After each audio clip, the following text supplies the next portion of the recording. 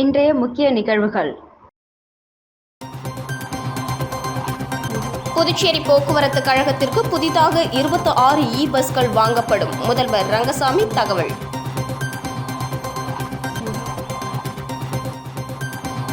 பன்னிரண்டாம் வகுப்பு பொதுத் தேர்வு துவங்கியது. மாணவர்கள் முறைகேட்டில் ஈடுபட்டால் கடும் நடவடிக்கை எடுக்கப்படும் என எச்சரிக்கை. புதுச்சேரி அரசு சாலை போக்குவரத்து கழகத்திற்கு புதிதாக 26 பஸ்கள் வாங்கப்பட உள்ளதாக புதிய பேருந்துகளை துவக்கி வைத்த முதல்வர் ரங்கசாமி தெரிவித்துள்ளார்.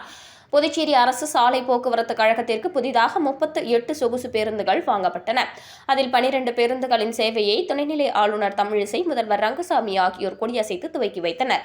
இதுபோல் புதுச்சேரியில் உள்ள சுற்றுலா தலங்களுக்கு சுற்றுலா பயணிகள் சென்று வரக்கூடிய வகையில் புதுச்சேரி சைட் சீயிங் என்ற பெயரில் 5 மினி பஸ்களும் புதிதாக துவக்கி வைக்கப்பட்டுள்ளன. இதனைத் தொடர்ந்து விழாவில் பேசிய முதல்வர் ரங்கசாமி, அரசு போக்குவரத்து கழக ஊழியர்கள் உரிய நேரத்தில் பேருந்துகளை இயக்காமல் பின்தங்கி இயக்குவதால் பிற பேருந்துகளில் அதிக அளவு பயணிகளை ஏற்றி செல்கின்றனர். இப்படி இருந்தால் பேருந்து கழகம் எப்படி லாபத்தை ஈட்ட முடியும்? ஊழியர்கள் பொறுப்பற்ற நிலையில் இருந்ததால் தான் லாபம் ஈட்ட முடியவில்லை. கழகம் மிகவும் மோசமாகிவிட்டது. ஆகவே அரசு போக்குவரத்து கழகத்திற்கு உறுதுணையாக ஊழியர்கள் பொறுப்பாக பணியாற்ற வேண்டும் என்றார். தொடர்ந்து பேசிய அவர், விரைவில் புதுச்சேரி அரசு 26 பஸ்கள் வாங்க முடிவு செய்துள்ளதாகவும் தெரிவித்தார்.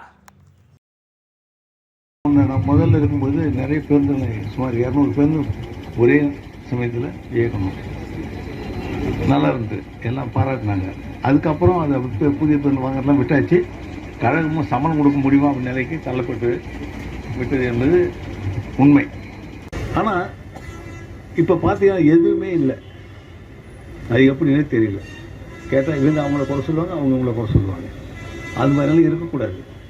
அந்த நிறுவனம் நல்லா இருந்தால் தான், வளமாக இருந்தால் தான் நமக்கு நம்முடைய சம்பளம் வருவாய் நமக்கு இருக்க முடியும். போனஸ் வாங்கணும், நம்ம குடும்பத்தை சிறப்பாக கொண்டு செல்ல முடியும். புதுச்சேரி முத்தியால்பேட்டை தொகுதியில் 7,14,00,000 மதிப்பீட்டில் 7 லட்சம் லிட்டர் கொள்ளளவு கொண்ட மேல்நிலை நீர்த்தேக்க தொட்டி மற்றும் 3 லட்சம் லிட்டர் கொள்ளளவு கொண்ட கீழ்நிலை நீர்த்தேக்க தொட்டியை முதலமைச்சர் ரங்கசாமி பொதுமக்களின் பயன்பாட்டிற்கு திறந்து வைத்தார். புதுச்சேரி முத்தியால்பேட்டையில் குடிநீர் பற்றாக்குறையை போக்கும் வகையில் 7,14,00,000 மதிப்பீட்டில் 7 லட்சம் லிட்டர் கொள்ளளவு கொண்ட மேல்நிலை நீர்த்தேக்க தொட்டியும் 3 லட்சம் லிட்டர் கொள்ளளவு கொண்ட கீழ்நிலை நீர்த்தேக்க தொட்டியும் மற்றும் நீர் உந்து முதன்மை குழாய்கள், மோட்டார் பம்பு செட்டுகள் அமைக்கப்பட்டுள்ளன. இதன் திறப்பு விழா நடைபெற்றது. தொகுதி சட்டமன்ற உறுப்பினர் பிரகாஷ்குமார் முன்னிலையில் பொதுப்பணித்துறை அமைச்சர் லட்சுமி நாராயணன் தலைமையில் சிறப்பு விருந்தினராக முதலமைச்சர் ரங்கசாமி கலந்து கொண்டு நீர்த்தேக்க தொட்டியை பொதுமக்களின் பயன்பாட்டிற்கு திறந்து வைத்தார். நிகழ்ச்சியில் பொதுப்பணித்துறை செயலாளர் கேசவன், பொதுப்பணித்துறை தலைமை பொறியாளர் வீரசெல்வம், கண்காணிப்பு பொறியாளர் பாஸ்கரன், செயற்பொறியாளர் உமாபதி, உதவி பொறியாளர் பீனா ராணி, இளநிலை பொறியாளர் பாஸ்கர் மற்றும் ஊர் முக்கிய பிரமுகர்கள் பலர் கலந்து கொண்டனர்.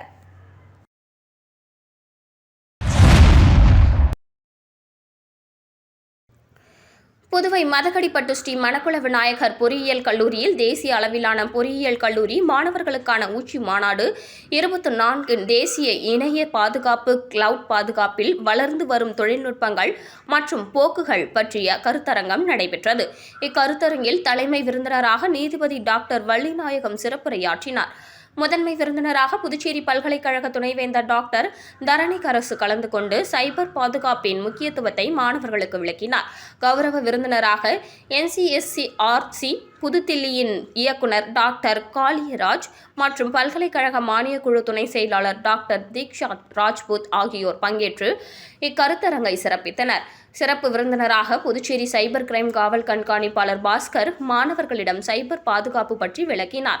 இந்த நிகழ்ச்சியில் தக்ஷஷீலா பல்கலைக்கழகத்தின் வேந்தரும் ஸ்ரீ மணக்குள விநாயகர் கல்வி அறக்கட்டளையின் தலைவர் மற்றும் மேலாண் இயக்குநருமான தனசேகரன், ஸ்ரீ மணக்குள விநாயகர் கல்வி அறக்கட்டளையின் துணைத் தலைவர் சுகுமாரன், செயலாளர் டாக்டர் நாராயணசாமி கேசவன், பொருளாளர் ராஜாராஜன், ஸ்ரீ மணக்குள விநாயகர் பொறியியல் கல்லூரியின் இயக்குனர் மற்றும் முதல்வருமான டாக்டர் வெங்கடாச்சலபதி ஆகியோர் முன்னிலை வகித்தனர். இக்கருத்தரங்கில் தேர்வு கட்டுப்பாட்டாளர் டாக்டர் ஜெயக்குமார், ஆராய்ச்சி மற்றும் மேம்பாட்டுத்துறையின் dean doctor Velmurugan, dean academics doctor Anbumalar, dean academics doctor Arivazhagan, கல்லூரியின் வேலைவாய்ப்பு அதிகாரி கைலாசம், அனைத்து துறை தலைவர்கள், பேராசிரியர்கள் உள்ளிட்டோர் கலந்து கொண்டனர்.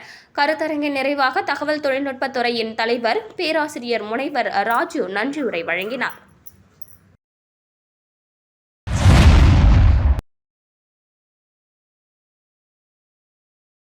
முதலியார்பேட்டை மக்களின் 40 ஆண்டு கனவுகளை நிறைவேற்றியது பெருமையாக உள்ளது என சட்டமன்ற உறுப்பினர் சம்பத் நெகிழ்ச்சி தெரிவித்துள்ளார். முதலியார்பேட்டை தொகுதிக்குட்பட்ட மரப்பாலம் முதல் வேல்ராம்பட்டு ஏரிக்கரை வரை சுமார் 42.96 லட்சம் ரூபாய் செலவில் சாலை மறுசீரமைப்பு செய்யப்பட உள்ளது. இதற்கான பூமி பூஜை இன்று நடைபெற்றது. சட்டமன்ற உறுப்பினர் சம்பத் தலைமையில் நடைபெற்ற பூமி பூஜையில் சிறப்பு விருந்தினராக கலந்து கொண்ட முதலமைச்சர் ரங்கசாமி மற்றும் பொதுப்பணித்துறை அமைச்சர் லட்சுமி நாராயணன் ஆகியோர் பூஜை செய்து பணியினை துவக்கி வைத்தனர். இந்த திட்டத்தின் மூலம் முதலியார்பேட்டை தொகுதியைச் சேர்ந்த நேதா நகர், கார்கில் நகர், திருமகள் நகர், மறைமலை நகர், வேலன் நகர், ஆதிமூலம் நகர், மக்கள் நகர் உட்பட பகுதிகளைச் சேர்ந்த 6000க்கும் மேற்பட்ட மக்கள் பயனடைவர். இந்த நிகழ்ச்சியில் பொதுப்பணித்துறை தலைமை பொறியாளர் வீரசெல்வம், கண்காணிப்பு பொறியாளர் பாஸ்கர், பொது சுகாதார கோட்ட செயற்பொறியாளர் உமாபதி மற்றும் தொகுதி நிர்வாகிகள், பொதுமக்கள் கலந்து கொண்டனர். 40 ஆண்டுகளாக இச்சாலை சீரமைக்க முடியாத சூழ்நிலை இருந்ததாகவும், தற்போது என்னால் சிரமப்பட்டு இதை செய்துள்ளேன். போக்குவரத்து நெரிசலில் இருந்து முதலியார்பேட் மக்களை மீட்டுள்ளேன். இது மக்கள் சேவை செய்தது பெருமையாக உள்ளது என்று சட்டமன்ற உறுப்பினர் சம்பத் கூறியுள்ளார்.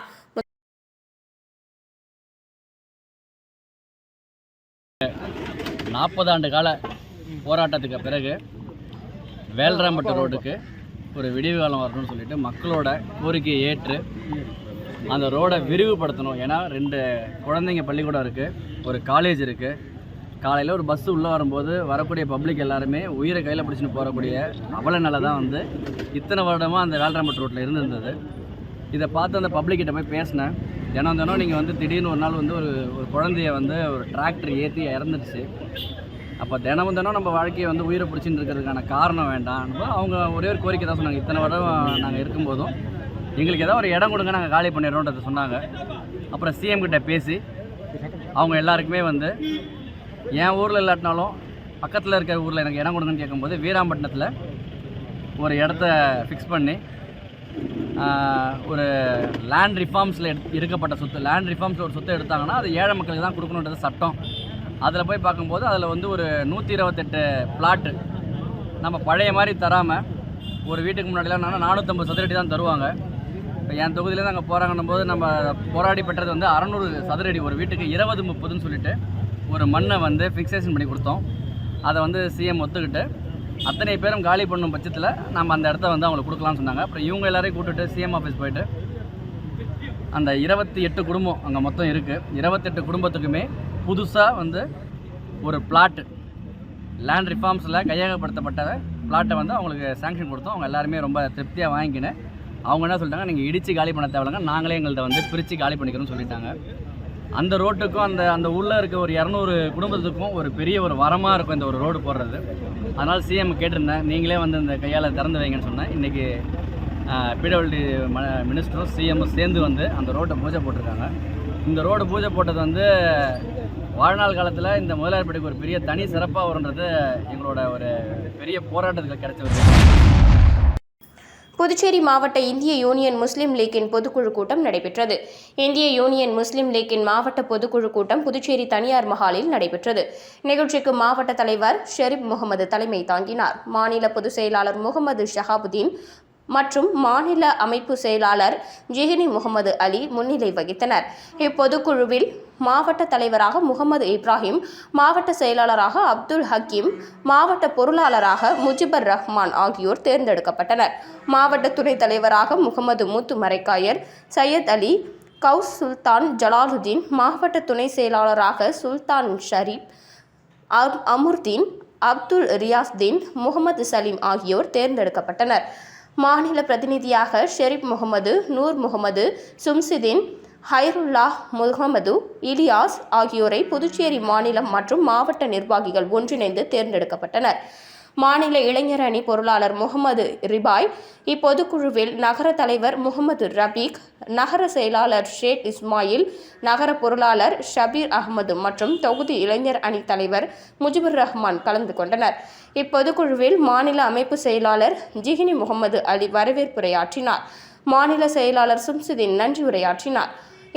பொதுக்குழுவில் புதுச்சேரியில் கட்சியை வலுப்படுத்துதல். வருகின்ற நாடாளுமன்ற தேர்தலில் புதுச்சேரி இந்தியா கூட்டணி கட்சி வேட்பாளரை வெற்றி பெற செய்வது. மார்ச் மாதம் முதல் வாரத்தில் இருந்து புதுவைக்கு வருகை தரும் நமது தேசிய தலைவர் முனிருல் மில்லத் பேராசிரியர் நமது சமுதாய தலைவருக்கு சிறப்பான வரவேற்பு அளிக்கவும் என்றும் தீர்மானங்கள் நிறைவேற்றப்பட்டன.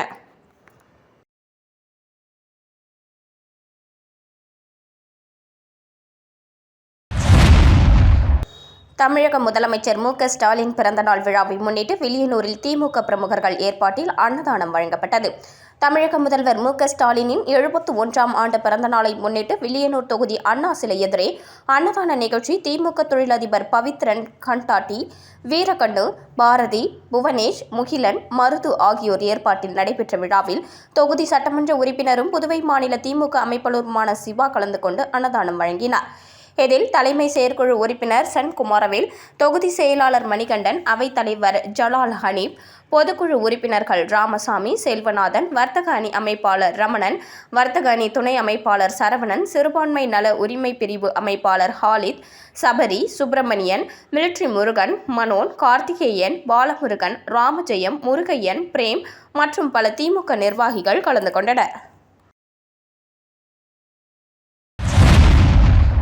தமிழக முதலமைச்சர் மு.க.ஸ்டாலின் பிறந்தநாள் விழாவை முன்னிட்டு வானூர் தொகுதி பெரம்பை கிராமத்தில் திமுக சார்பில் நலத்திட்ட உதவி வழங்கும் நிகழ்ச்சி நடைபெற்றது. தமிழக முதல்வர் மு.க.ஸ்டாலினின் 71ஆம் ஆண்டு பிறந்தநாளை முன்னிட்டு விழுப்புரம் மாவட்டம் வானூர் சட்டமன்ற தொகுதிக்குட்பட்ட பெரம்பை மற்றும் பெரம்பை காலனி கிராமத்தில் திமுக கிளை செயலாளர்கள் உதயன், ரத்னவேல் மற்றும் ராஜு ஆகியோர் ஏற்பாட்டில் நலத்திட்ட உதவிகள் வழங்கும் நிகழ்ச்சி நடைபெற்றது. இதில் சிறப்பு விருந்தினராக வானூர் ஒன்றிய பெருந்தலைவர் உஷா முரளி கலந்து கொண்டு விழாவிற்கு தலைமை தாங்கி திமுக கட்சி கொடியினை ஏற்றி ஏழை எளிய மக்களுக்கு இலவச சேலை மற்றும் இனிப்பு வழங்கி நலத்திட்ட உதவிகளை துவக்கி வைத்தார். இதில் சிறப்பு விருந்தினராக வானூர் ஒன்றிய செயலாளர் பி.கே.டி. முரளி கலந்து கொண்டு சிறப்பித்தார். இதில் நிர்வாகிகள் மூர்த்தி, தனுஷு, பழனி, சரண், ராஜா, மனோகர், பாஸ்கர், கோவிந்தராஜன், ராஜேந்திரன் உட்பட ஏராளமான முக்கிய பிரமுகர்கள் கலந்து கொண்டனர்.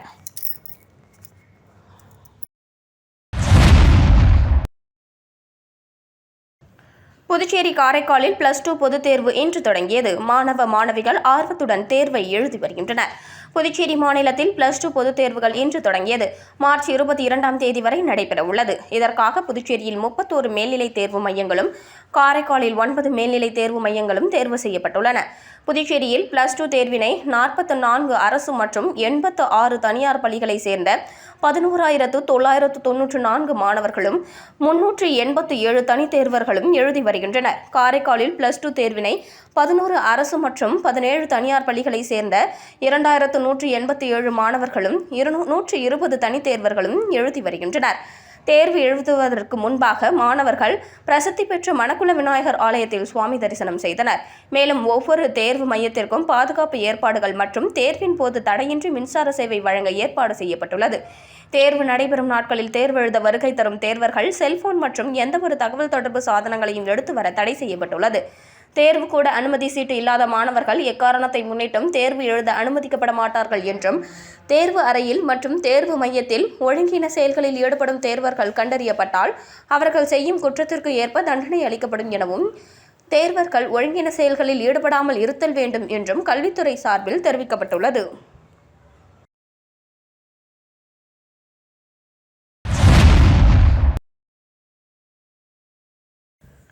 தமிழக முதல்வர் ஸ்டாலின் பிறந்தநாளையொட்டி முத்தியால்பேட்டை தொகுதியில் பல்வேறு இடங்களில் திமுக தலைமை பொதுக்குழு உறுப்பினர் பிரபாகரன் தலைமையில் 1000 பேருக்கு பிரியாணி வழங்கப்பட்டது. முத்தியால்பேட்டை சட்டமன்ற தொகுதிக்குட்பட்ட மணிக்கூண்டு மற்றும் மார்க்கெட் பகுதியில் தமிழ்நாடு முதலமைச்சர் மு.க.ஸ்டாலின் 71வது பிறந்தநாள் நிகழ்ச்சி பட்டாசு வெடித்தும் இனிப்பு வழங்கியும் கொண்டாடப்பட்டது. திமுக தலைமை பொதுக்குழு உறுப்பினர் பிரபாகரன் தலைமையில் நடந்த நிகழ்ச்சியில் முத்தியால்பேட்டை, மணிக்கூண்டு மற்றும் மார்க்கெட் பகுதிகளில் சுமார் 1000 பேருக்கு பிரியாணி வழங்கப்பட்டது. இதில் மாநில இளைஞர் அணி துணை அமைப்பாளர் உத்தமன், மாநில நெசவாளர் அணி துணை அமைப்பாளர் சேகர், மாநில மீனவர் அணி துணை அமைப்பாளர் ஜெயமூர்த்தி, மாநில தொழிலாளர் அணி துணை அமைப்பாளர் லோகநாதன், மாநில சிறுபான்மையினர் அணி துணை அமைப்பாளர் ஷேக், மாநில பிரதிநிதி சிவகுமார், தொகுதி துணை செயலாளர் செல்வம், கிளை செயலாளர்கள் மோகனசுந்தரம், தண்டபாணி, மணிகண்டன், மனோகர், ரெமோ, வேலு, பொருளாளர் கலியபெருமாள், அருள், ரவி, தொகுதி செயற்குழு உறுப்பினர் மனோகர், சிவலிங்கம், சுப்புராயன் மற்றும் முத்தியால்பேட்டை தொகுதி திமுக நிர்வாகிகள், பொதுமக்கள் கலந்து கொண்டனர்.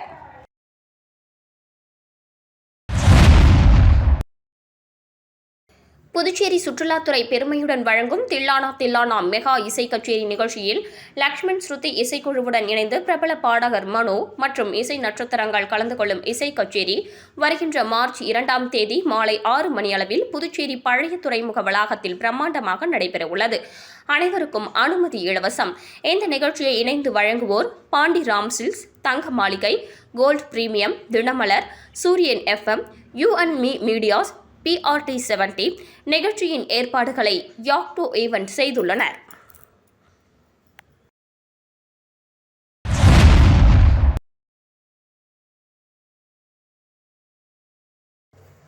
புதுச்சேரியில் போலி பிறப்பு சான்றிதழ் வழங்கும் அரசு அதிகாரிகள் மீது நடவடிக்கை எடுக்க வலியுறுத்தி தமிழக வாழ்வுரிமை கட்சி சார்பில் மாவட்ட ஆட்சியரிடம் மனு அளிக்கப்பட்டது. புதுச்சேரியில் நகராட்சி மற்றும் கொம்யூன் பஞ்சாயத்து ஆணையம் மூலம் பிறப்பு மற்றும் இறப்பு சான்றிதழ்கள் வழங்கப்பட்டு வருகின்றது. இந்நிலையில் நெட்டப்பாக்கம் கொம்யூன் பஞ்சாயத்து சார்பில் பலருக்கு போலியான பிறப்பு சான்றிதழ் வழங்கப்பட்டு வருவதாக குற்றம் சாட்டப்பட்டு எழுந்தது. இதுகுறித்து தமிழக வாழ்வுரிமை கட்சி சார்பில் அதன் மாநில தலைவர் ஸ்ரீதர் தலைமையில் நிர்வாகிகள் மாவட்ட ஆட்சியரை சந்தித்து மனு அளித்தனர். மனுவில் அதிகாரிகள் லஞ்சம் பெற்றுக்கொண்டு போலி பிறப்பு சான்றிதழ் வழங்கப்பட்டு வருவது தொடர்பு கதையாகியுள்ளது. நெட்டப்பாக்கம் கொம்யூன் பஞ்சாயத்து உட்பட ஒருவரின் பிறப்பு சான்றிதழில் பெயரை மாற்றி மற்றொருவரின் பெயருக்கு பிறப்பு சான்றிதழை பஞ்சாயத்து ஆணையர் வழங்கியுள்ளதாகவும், எனவே அவர் மீது உரிய நடவடிக்கை எடுக்க வேண்டும் எனவும் தெரிவிக்கப்பட்டுள்ளது. தலைவிரித்தாடும் போலி பிறந்த பதிவு பஞ்சாயத்து அலுவலகம் மூலியமாக போலியாக பிறந்த பதிவு கையூற்று பெற்றுக்கொண்டு அதிகாரிகள் வழங்கி வருவதை தமிழக வாழ்வுரிமை கட்சி தொடர்ச்சியாக நாங்கள் கண்டித்து வருகிறோம். ஆனால் அதிகாரத்தில் உள்ள அதிகாரிகளே இன்னைக்கு காப்பாற்றக்கூடிய வேலையை தான் செய்கிறாங்க. ஏன்னா இந்த ஒரு பிறந்த பதிவு இல்லை, இன்னும் 10க்கும் மேற்பட்ட பிறந்த பதிவு போலியாக வழங்கப்பட்டு உள்ளதாகவும் தெரிய வருகிறது.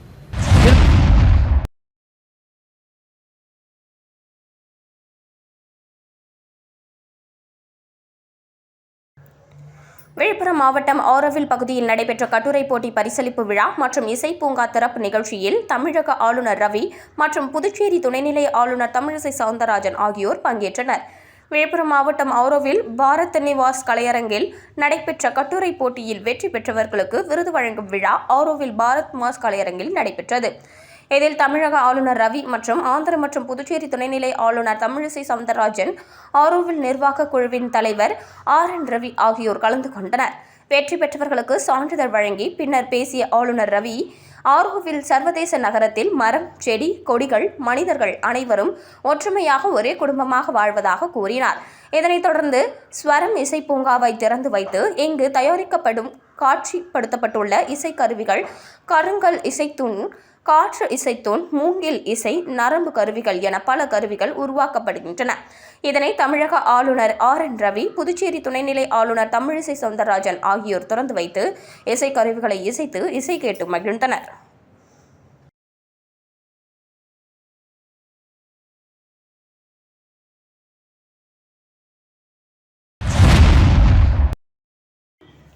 சுற்றுலா வளர்ச்சிக் கழகத்தில் பணிபுரியும் காவலர்களுக்கு உயர்த்தப்பட்ட தொகுப்பு ஊதியத்திற்கான ஆணையை முதல்வர் ரங்கசாமி வழங்கினார். புதுச்சேரி சுற்றுலா வளர்ச்சிக் கழகத்தில் பல ஆண்டுகளாக பணிபுரிந்து வரும் காவலர்களுக்கு மாதந்தோறும் ரூபாய் 10,000 தொகுப்பூதியமாக வழங்கப்பட்டு வந்தது. ஊதியத்தை ரூபாய் 18,000 உயர்த்தி வழங்க முதல்வர் ரங்கசாமி உத்தரவிட்டிருந்தார். அதன்படி சுற்றுலா வளர்ச்சிக் கழகத்தின் பல்வேறு பிரிவுகளில் கடந்த 8 ஆண்டுகளாக பணிபுரிந்து வரும் 63 ஊழியர்களுக்கு ரூபாய் 18,000 மாத தொகுப்பூதியத்திற்கான ஆணையை முதல்வர் ரங்கசாமி சட்டசபையில் வழங்கினார். இந்த நிகழ்ச்சியில் சபாநாயகர் செல்வம், சுற்றுலாத்துறை அமைச்சர் லட்சுமி நாராயணன், சுற்றுலாத்துறை இயக்குநர் முரளிதரன் ஆகியோருடன் இருந்தனர். மீண்டும் இன்றைய முக்கிய நிகழ்வுகள். புதுச்சேரி போக்குவரத்து கழகத்திற்கு புதிதாக 26 பஸ்கள் வாங்கப்படும். முதல்வர் ரங்கசாமி தகவல்.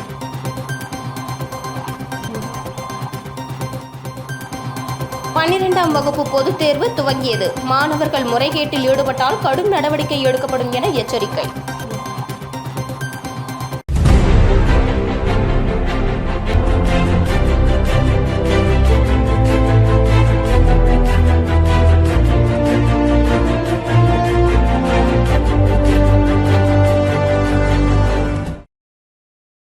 செய்திகளை உடனுக்குடன் தெரிந்து கொள்ள ஆஸ்கார் யூடியூப் சேனலை சப்ஸ்கிரைப் செய்யவும்.